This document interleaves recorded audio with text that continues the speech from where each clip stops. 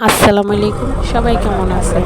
তো আশা করি ভালো আছেন। আজকে আবার নতুন একটা জায়গায় ঘুরতে যাচ্ছি।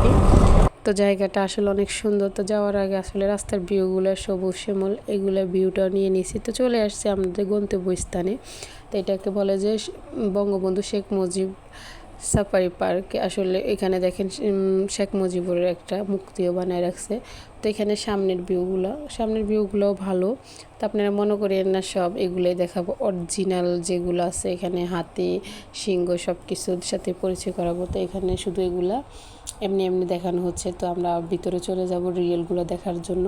তো সামনের এগুলোও দেখে নিচ্ছি, খুবই ভালো লাগতেছে। আর বাচ্চারা তো আসলে এগুলো দেখতে খুবই ভালোবাসে।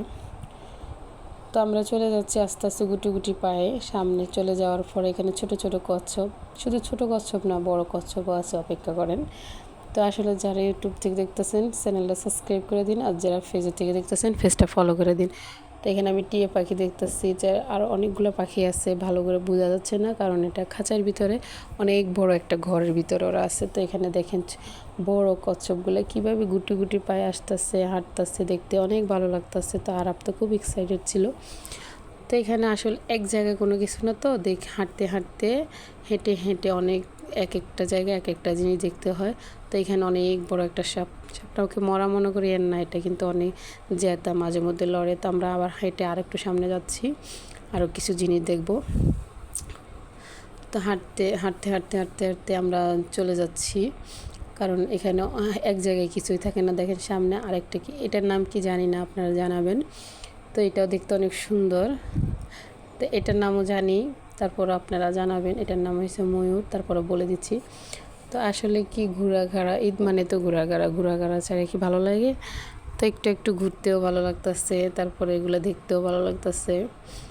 আসলে সবুজে গরমের ভিতরে সবুজ শ্যামল জায়গাটা অনেক ভালো লাগতেছে, গাছগাছালি, ভিতরে পাখি, তারপরে হাতি ঘোড়া সব কিছু খুবই ভালো লাগতেছে।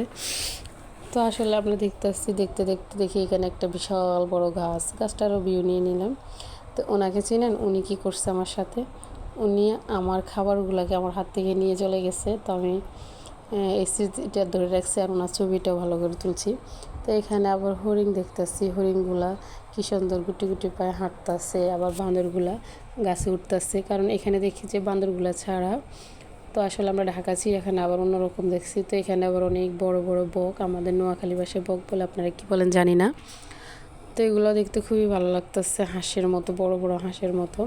তো মনে করি না শুধু এগুলো আছে, এখানে রাধা হাঁস, চীনা হাঁস, তারপরে মুরগি সব কিছুই আছে।